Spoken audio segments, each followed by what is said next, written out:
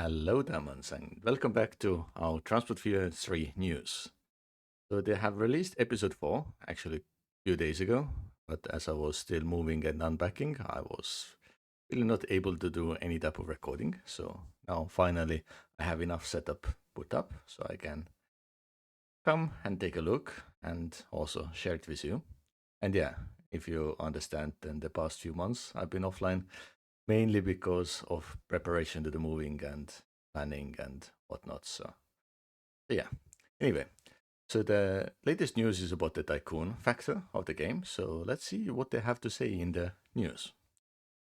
So in Transport Fever, the ultimate objective has always been clear: drive the expansion of thriving cities, which is true. We want to make the cities always the best.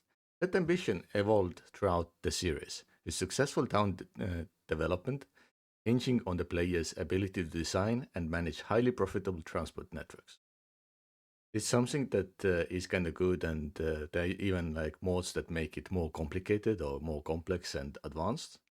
So it has always been kind of fun. Like you start with simple stuff, just passengers, maybe some of the one two goods that the city requires. Later, you have to expand and make maybe even like cargo terminals that and send out the trucks into the city to avoid the noise pollution. Yeah, they're quite good mechanics already in Transport Fear 2, so I'm quite sure they will make it better here as well. So let's continue. In Transport Fever 3, there's much more to it, requiring the full skill set of a true tycoon to make the population flourish. Hmm. So they might add more complexities or even make the noise element, how to say, more negative, to have more impactful in some ways. So you have to find out in the game. But yeah, before we go to the video, let's finish the all the decks so we know what to expect pretty much. Yeah, in our last episode, we explored the infrastructure tools behind the Transport Empire. You can check it out here. So if you haven't seen it, you can either check my video or you can just go to the YouTube page and see that one as well, or even through Steam. But yeah, it was kind of interesting. But yeah, this time we dive into the heart of the game. While financial management has been reworked to provide a lasting challenge, building a profitable network is only the first step. Transport Fever 3 requires you to revisit and optimize your network as your world evolves. So yeah, in previous one, once you had the line up, you barely really did anything on the same line. You usually just added new lines and stuff, but now there might be more requirements. I mean, yes, you did need to kind of maintain and replace the trucks and cars and trains and whatnot, but yeah, it wasn't like too critical. It was still doable. But yeah, let's see more. Towns grow through distinct town levels, starting as a small hamlet, eventually becoming a sprawling metropolis. It provided everything they need. So of course, it has the similar mechanic where you have to provide different things. So possibly like some types of goods, construction materials, fuel, yeah, all those. So let's see if there is some new requirements as well. Passenger and cargo deliveries directly fuel that expansion. Hmm, fair enough. While your reputation, passenger happiness, timely delivery, traffic congestion, noise, and pollution are the limiting factors. So yeah, as I mentioned, they probably put a lot more pressure on the traffic and noise and the pollution in general. So we can see how it works. And yeah, the timely delivery seems to be kind of new element to it. Because in Transport Fear 2, the time was more like when they can get into the public transport rather than the destination. But maybe they will add the destination part as well. We'll see. The more towns grow, the bigger the demands and challenges, and the more difficult it is to solve them. On top of that, a newly introduced company progression system unlocks unique landmarks, headquarter, headquarters upgrades, and special perks that provide additional bonuses to municipal regions and unlock new management approaches. Ah. So they probably are making it a bit more complicated in some ways, like kind of similar to many of the SimCity or Cities Skylines series. So it will be starting simple and getting more difficult once you progress enough. That's what I can kind of understand. And yeah, you can do more fine tuning or certain extra elements. We'll see. As a true tycoon, you decide about the measures. Highly customizable map generation and difficulty settings allow you to set your own perfect level of challenge, including expert options for the most experienced players. So yeah, it will not be as simple as just dragging to easy to medium to difficult. It will be way more detailed, pretty much like Factorio has, I guess. Take a closer look at the new Tycoon core mechanics and don't forget to add Transport Fever 3 to your wish lists. Of course, I mean, if you're interested in the game, you should add it because I did it a long time ago. And yeah, yes, we are happy to officially confirm today that Transport Fever 3 will also be making its way to Mac and Linux on day one. That is perfect news. I love it.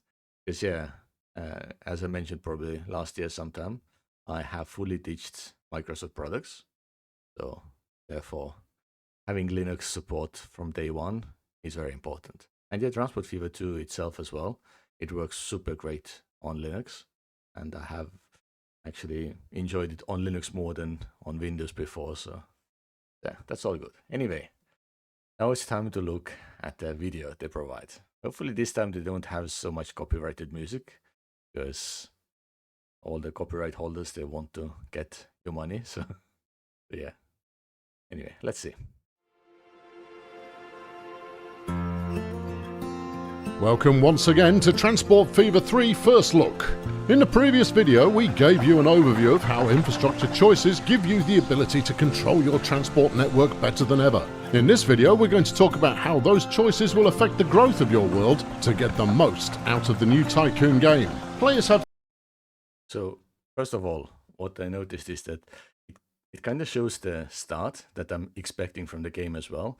That everything is like really like countryside and calm, relaxing. You have the horses from the 1850s, like we had in Transport Fever 2. So it kind of gives really, really nice vibes. I hope you also like it.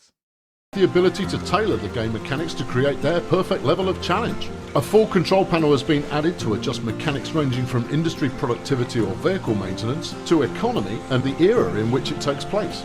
We have also added a sophisticated new loan system to the game, giving you multiple choices with different repayment conditions when your empire is in need of a cash injection. First things first, let's get our headquarters built. Not only will this building create a splendid scenic feature for any region, it also provides a significant benefit to the local town. More on that in a moment. Yeah, as we could see, you can easily block down your headquarters and it looks way better than what it did in previous versions. So I'm already happy with that. And yeah, the key element of it providing something else to the region, it means probably that it involves maybe the job market. The residents of the city, they pretty much want to come and work, and therefore you need to provide transport for them as well. So that could be one of the things that they are slightly hinting on. I'm not sure yet because I'm seeing the video first time at the moment, so I have no idea what to expect. That's why I might sometimes stop in really random places as well. Yeah, let's see what interesting information they provide about it. Every citizen in a town has their own life to lead. They live in residential properties, go to work in industrial zones, and shop in commercial districts. If you don't provide the transport options they need to fulfill their movement needs, they'll either try to use a closer target building or use a car to travel. Your town's growth is fueled in the same way it has always been, through the supply of people and cargo, but the way in which your towns grow is now quite different. Every delivered... So yeah, pretty much like before, you are expected to make everything work, and yeah. So now we can also start to see what are the demands. I mean, first of all, I see fish, and then this one is probably some flour or some other products to cook, maybe. Or maybe it's construction materials. We'll find it out. But definitely, like seeing, yeah, this is one of the truck coming in from the port, delivering the fish to the city. This I would expect to be more commercial or industrial. It depends how it's used. Yeah, I can already see that there's a lot of parts of the city management that we need to care about. And I do like the compact form where it's just like icons and colors, because having the old fashioned, really long list in the middle of the screen about everything, it was not the easiest. And yeah, the products themselves probably go into the supplies, and then your company or just the city growing itself would generate some extra bonuses that will benefit. But yeah, I definitely want to know what exactly are they hiding inside. And yeah, this city has 160 people. So in normal world, it wouldn't be called a city yet, but for the gameplay, I think it can be like compared to maybe like 500-600 people, the same area. Yeah, let's see what this person or item of cargo adds to the town's experience points. Once a town reaches its expansion target, it will hit the next growth level, ranging from small hamlet to large metropolis. Sounds easy, right? The problem is that as a town's requirements increase, so do the chances that problems will start to occur. Problems which, if left unchecked, will slow growth down to a crawl. A town has... Yeah, we could already see how the buildings and everything will change over time. And yeah, you have to provide the proper transport. And yeah, the traffic they showed in the video, it was heavy. So I can see where the problems really will start to show. And yeah, this city has different products. There's some meat products and fuel. I think the fuel icon is exactly the same as before. And there's some type of warning. It it looks like the public transport is being late. So people are not happy with the time. Yeah, a lot of stuff to consider. Yeah, so many people are waiting, like 47 here, 43 there. And the buses, they only take like 10 people. So definitely transport is not good enough and needs to be improved a lot. several different ratings where it measures your performance. One such area is the town citizens' happiness.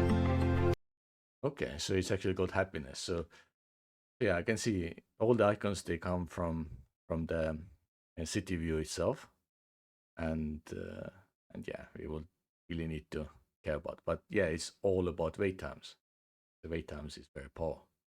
Passenger happy rating 2%. Wow. And yeah, you can see also the bus lines that have the most upset passengers. And yeah, we can cargo, the Yangon bus. Assume it might be maybe the green one. It doesn't. Oh no, maybe it's not. Yeah, this is just the happiness level here. Yeah, I assume maybe this one is the one that causes the issues because so many people are waiting everywhere. Yeah, on the high end, because all the buses are full, people can't enter and get upset. Okay, it's really interesting approach, and yeah, now the city is 1,500 people. So in normal world, we would consider probably like 8-10,000.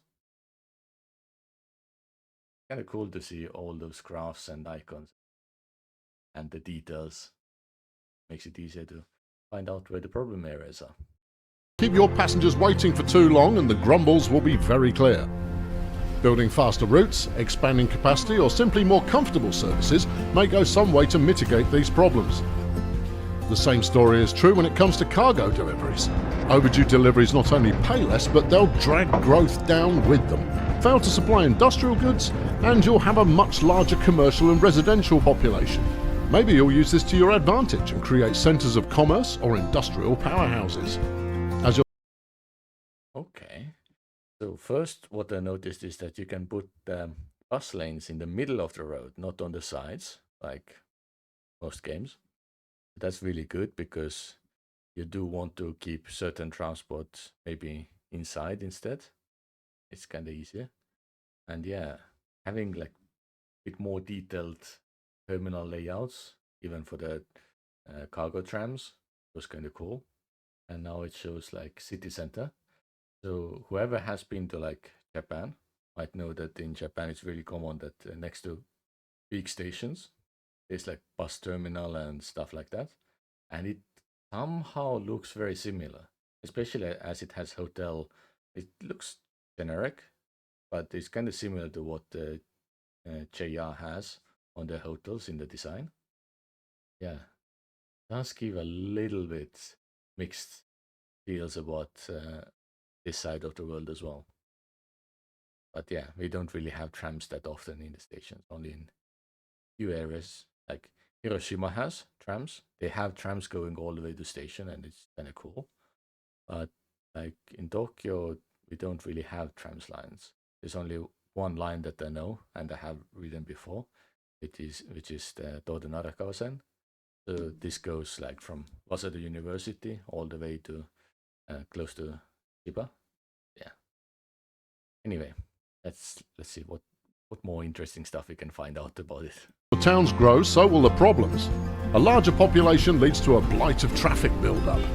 For every step forward you make in town size, you'll want to look back at the network you're currently offering to look for optimization and expansion opportunities.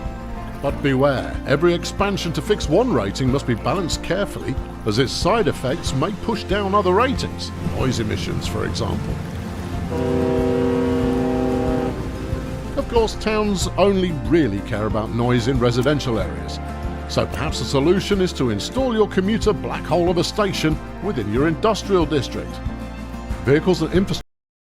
Yeah, it's very smart comment that possibly the noise problem is mainly for the residential areas, and like the main industrial or cargo terminals should be all in industrial zone. And in real life, it makes sense as well, because you don't want any noise really to happen next to your house. Yeah, from the noise levels, we can already see that the shipping routes, they definitely generate a lot of noise, and people are not happy about it.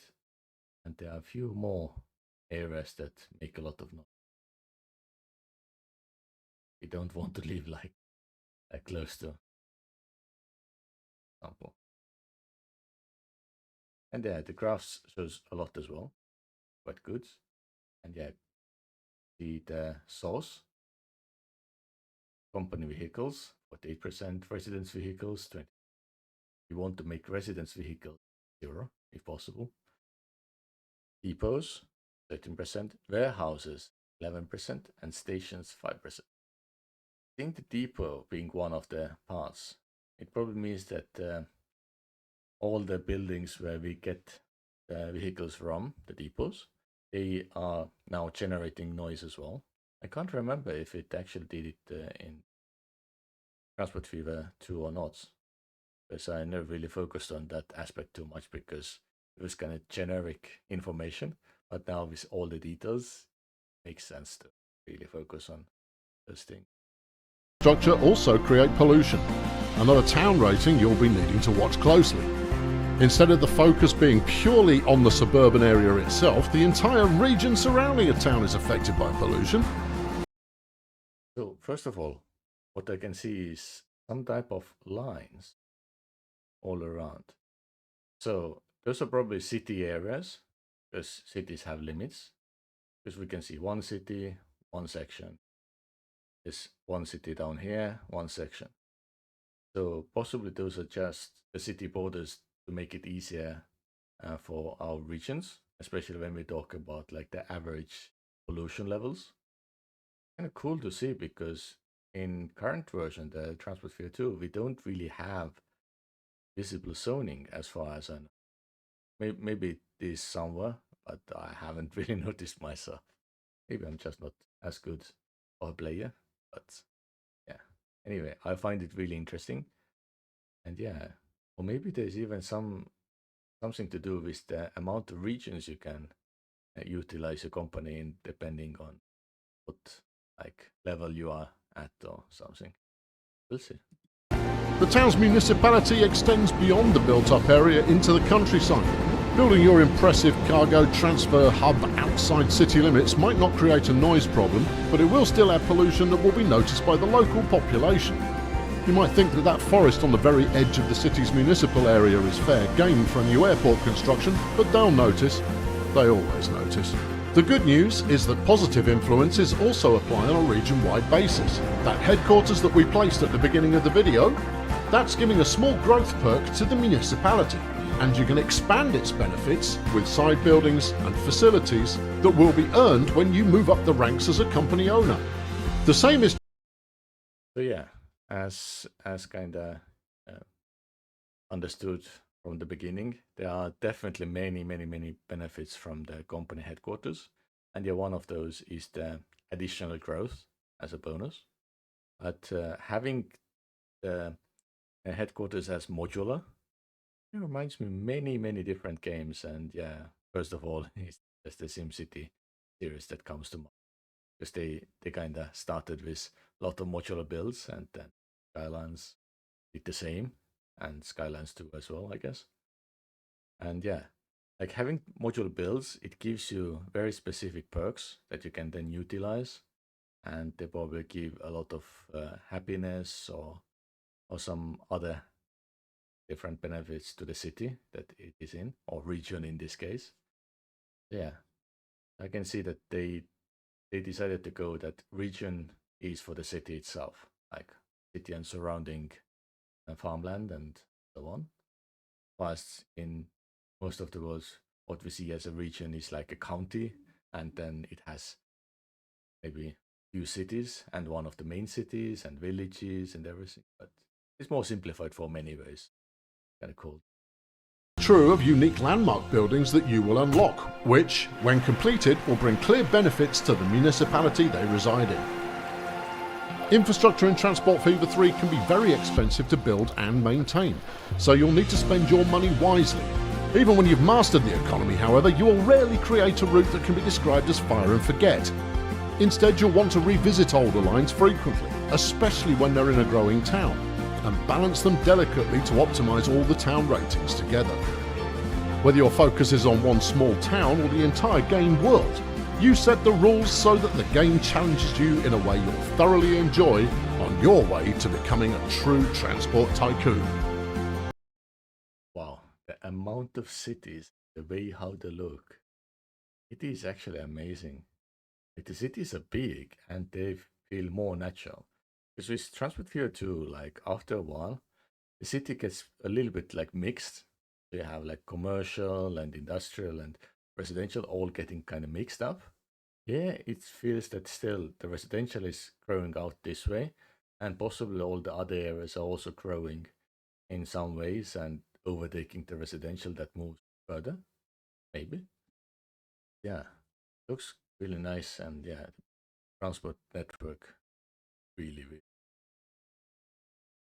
And yeah, mountains everywhere. You see a lot of vibes and so many cities. Way closer as well.